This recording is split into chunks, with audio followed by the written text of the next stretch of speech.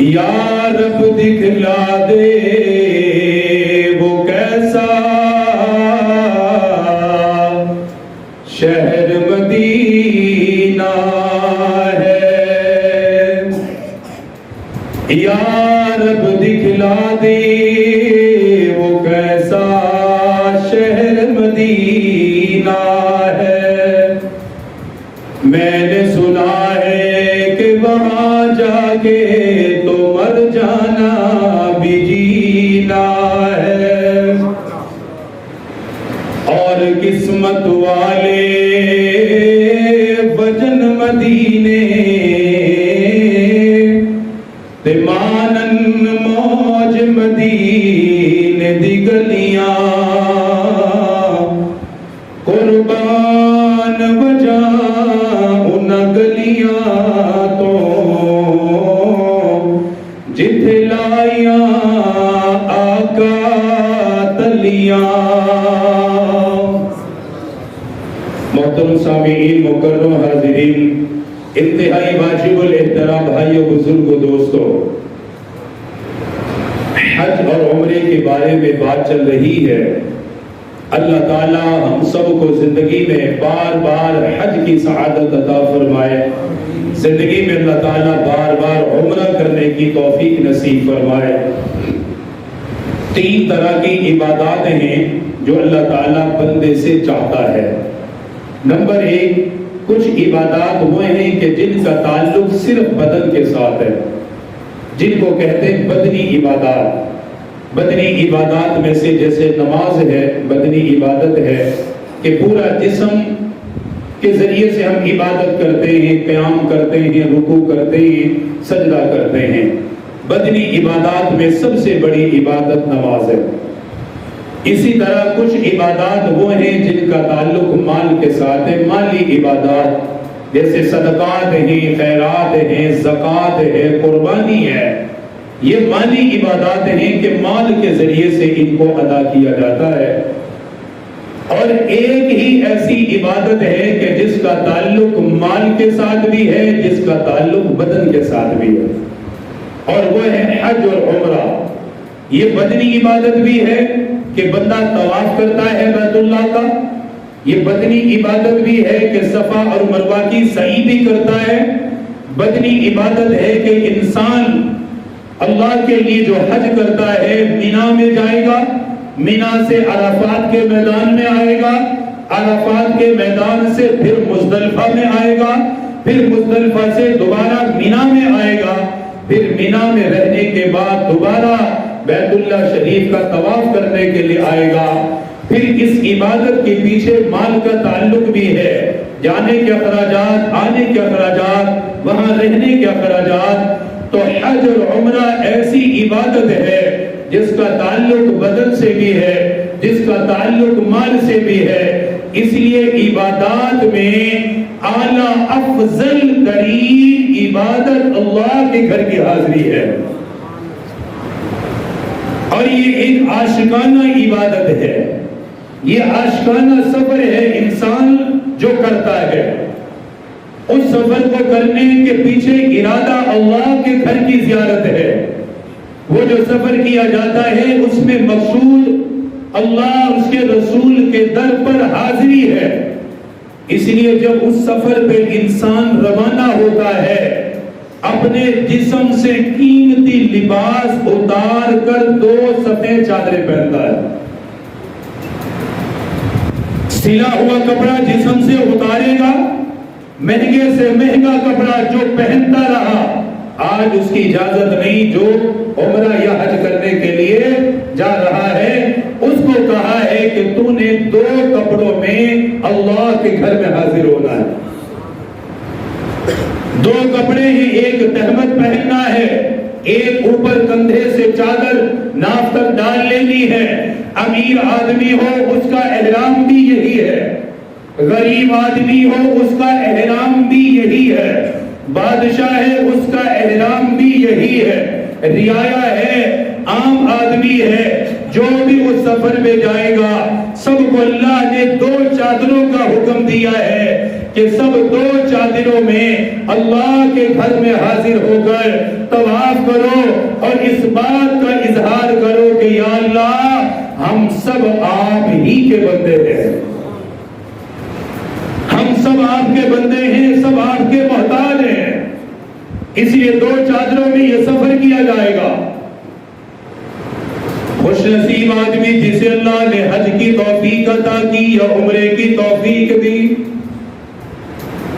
اپنے گھر سے وہ غسل کر کے حج کے ارادے سے چلا، عمرہ کرنے کے ارادے سے چلا۔ دو کپڑے اس نے اپنے جسم پہ باندھے، ایک کو تہمت بنایا، ایک کو کندھے سے نیچے لٹکا لیا، عمرے کے لیے چل پڑا، حج کرنے کے لیے چل پڑا۔ زبان سے یہ تلبیہ کہتا ہوا جا رہا ہے، لبیک اللہم لبیک لا شریک لک لبیک ان الحمد والنعمت لک والملک لا شریک لک۔ اے میرے پروردگار، میں آپ کے گھر کے حاضری کے لیے آ گیا، میں طواف کرنے کے لیے آ گیا، میں صفا مروہ کی سعی کرنے کے لیے آ گیا، میں حجر اسود کو بوسہ دینے کے لیے آ گیا، میں حتیم کے اندر نوافل پڑھنے کے لیے آ گیا، مقام ابراہیم پر نوافل پڑھنے کے لیے آ گیا۔ حاجی حج کرنے والا دو کپڑوں کے اندر اللہ کے گھر کی زیارت کے لیے چلا۔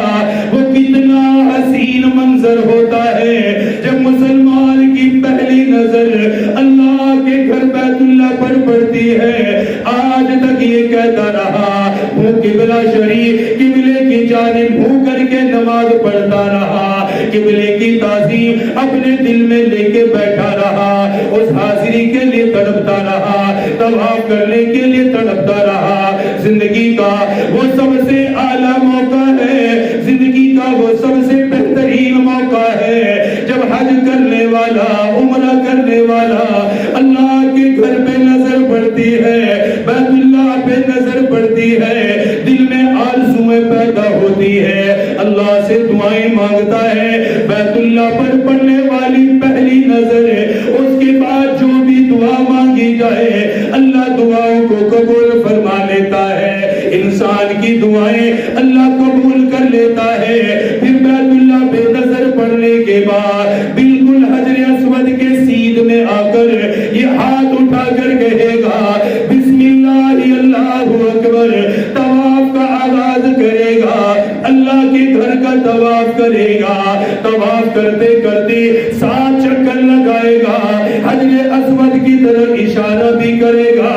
اگر بوسہ دینے کا موقع مل جائے حجر اسود کو بوسہ دے گا، ملتزم کے ساتھ چمٹ کر اللہ پاک سے دعائیں بھی کرے گا، حتیم کے اندر کھڑے ہو کے نوافل بھی ادا کرے گا۔ 7 چکر لگانے کے بعد مقام ابراہیم پہ آئے گا، وہاں کھڑے ہو کر 2 رکعت نفل ادا کرے گا۔ پروردگار آپ کا احسان ہوا، آپ نے اپنے گھر میں بلایا، مجھے طواف کرنے کا موقع ملا، حجر اسود کو بوسہ دینے کا موقع ملا، مقام ابراہیم کو دیکھنے کا موقع ملا، حتیم میں نوافل پڑھنے کا موقع ملا۔ طواف کرنے کے بعد 2 رکعت نفل مقام ابراہیم پہ ادا کرے گا، ادا کرنے کے بعد صفا مروہ کی طرف چلا جائے گا۔ احرام باندھا ہوا ہے، احرام کی حالت میں یہ عمرہ کرنے والا صفا سے اپنے چکر کا آغاز کرے گا، 7 چکر لگائے گا، صفا سے مروہ کی طرف جائے گا، مروہ سے صفا کی طرف آئے گا، بیت اللہ کو دیکھتا رہے گا، بیت اللہ پہ نظریں جمائے رکھے گا۔ خوش نصیب ہے وہ انسان جسے اللہ نے اپنے گھر میں بلا لیا۔ اس لیے میرے آقا نے فرمایا الحاج والعمار وفد اللہ، فرمایا او لوگو، عمرہ کرنے والا حج کرنے والا دونوں اللہ کے مہمان ہیں، ان کو اللہ نے اپنے گھر میں بلا لیا، اللہ ان کا میزبان بن گیا، یہ اللہ کے مہمان بن گئے۔ ان دعوہم اجابہم، یہ اللہ سے دعائیں کرتے ہیں، اللہ ان کی دعاؤں کو قبول کرتا ہے۔ وَإِنِ اسْتَغْفَرُوهُ غَفَرَ لَهُمْ، اللہ سے توبہ کریں اللہ ان کی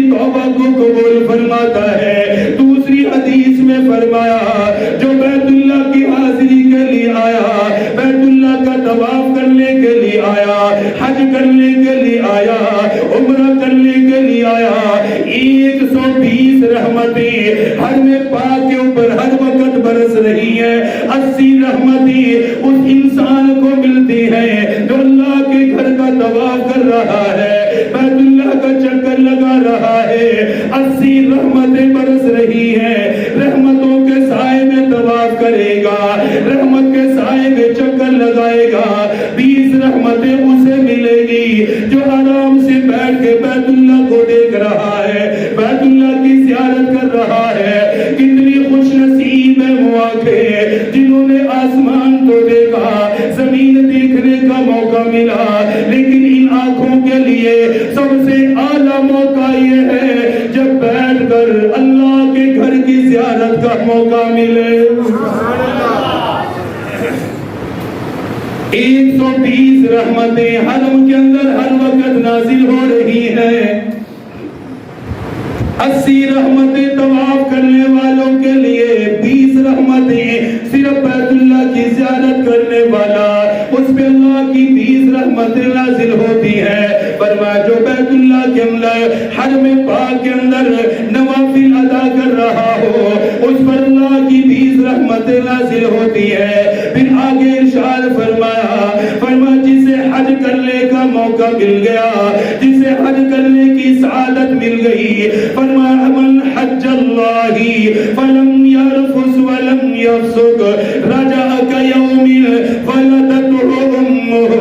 فرمایا جسے اللہ نے حج کرنے کے لیے بلایا, جسے حج کرنے کا موقع دے دیا, حج کرنے کی سعادت عطا فرمائی, فرمایا اس نے صحیح طریقے سے حج ادا کیا, صحیح طریقے سے ارکان ادا کیے, اللہ کے احکامات کو پورا کیا, حالت احرام کے اندر اپنی زبان کی حفاظت کرتا رہا, اپنے جسم کی حفاظت کرتا رہا, برائی سے اپنے آپ کو بچاتا رہا. میرے آقا نے فرمایا او لوگو من حج اللہ فلم یرفث ولم یفسق, جو حج کرنے کے لیے گھر سے آیا, حج کے ارادے سے گھر سے آیا, فرمایا اس کے لیے اتنا بڑا انعام ہے, رجع کیوم ولدته امہ. حاجی جب حج سے فارغ ہوگا, حج کے ارکان مکمل کرے گا, فرمایا اللہ اسے گناہوں سے ایسا پاک کر دیتا ہے گویا آج ہی اس کی ماں نے اسے جنم دیا ہو. بیت اللہ کا طواف کرنے کی وجہ سے پاک ہو گیا, احرام باندھنے کی وجہ سے پاک ہو گیا, مینا میں قیام کرنے کی وجہ سے پاک ہو گیا, عرفات کے میدان میں جانے کی وجہ سے پاک ہوا, مزدلفہ میں آنے کی وجہ سے پاک ہوا, دوبارہ عرفات اور مینا میں آنے کی وجہ سے اللہ نے پاک کر دیا. ایک اور حدیث میں فرمایا جسے اللہ نے حج کا موقع دیا, حج کرنے کی سعادت عطا فرمائی اور وہ حج اللہ نے قبول کر لیا, فرمایا الحج المبرور لیس له جزاء الا الجنہ. فرمایا میری امت والو جس حج کو اللہ قبول فرما لے اس حج کا بدلہ اللہ جنت کی صورت میں عطا کرے گا.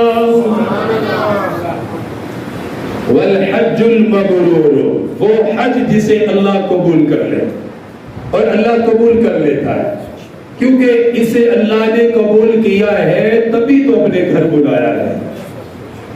ہر کوئی وہاں نہیں جاتا, وہاں وہی جاتا ہے جسے وہ پاک پروردگار بلاتا ہے. جب وہاں گیا ہے انشاءاللہ اللہ قبول بھی فرمائے گا. پھر اس کی جزا کیا ہے؟ لیس لہ جزاء الا الجنہ. فرمایا جس حج کو اللہ قبول فرما لے اس کا بدلہ جنت کے سوا کوئی اور ہو ہی نہیں سکتا ہے. کیسا بہترین جملہ فرمایا, لیس لہ جزاء الا الجنہ, حج کا بدلہ جنت کے سوا کوئی اور ہو ہی نہیں سکتا, اس کے علاوہ اس کا بدلہ ہے ہی نہیں ہے. حج کا بدلہ ہے ہی جنت کی صورت میں ہے کہ اللہ اسے جنت عطا فرمائے گا. اس لیے جسے حج کا موقع ملے, اللہ کے گھر میں حاضری کا موقع ملے, اور پھر وہ شہر اللہ کا گھر اتنا اعلیٰ ہے فرمایا وہاں جو ایک نماز ادا کرتا ہے، حرم پاک میں مکہ میں جو ایک نماز ادا کرتا ہے، فرمایا اللہ اسے 1,00,000 نمازوں کے برابر اجر عطا کرتا ہے۔ اس سے کیا بڑا انعام پتہ چلتا ہے کہ رب کتنا عطا کرتا ہے، جو وہاں جاتا ہے ایک ایک نماز پر 1,00,000 نمازوں کا اللہ اجر عطا فرماتا ہے۔ پھر حج کرنے والا، عمرہ کرنے والا مکہ پاک کے حاضری کے بعد مدینہ پاک جائے گا، اللہ اکبر، پھر مدینہ کی حاضری کا موقع ملے گا، امام الانبیاء کے در پاک بھی حاضری کا موقع ملے گا، مدینہ کی فضاؤں میں جانے کا موقع ملے گا، گنبد خضرا کی سائے میں بیٹھنے کا موقع ملے گا، آقا کے سامنے درود و سلام پڑھنے کا موقع ملے گا، مدینہ پاک کی وہ فضائیں جہاں میرے آقا نے 10 سال گزارے، میرے آقا کا روزہ پاک بنا، فرمایا میری امت والوں جو مکہ المکرمہ میں مسجد حرام میں ایک نماز ادا کرے 1,00,000 نمازوں کا اجر ملتا ہے، جو مسجد نبوی کے اندر ایک نماز ادا کرے اللہ 50,000 نمازوں کا اجر عطا کرتا ہے۔ مکہ المکرمہ میں ایک نماز 1,00,000 نمازیں، اور جو مدینہ پاک مسجد نبوی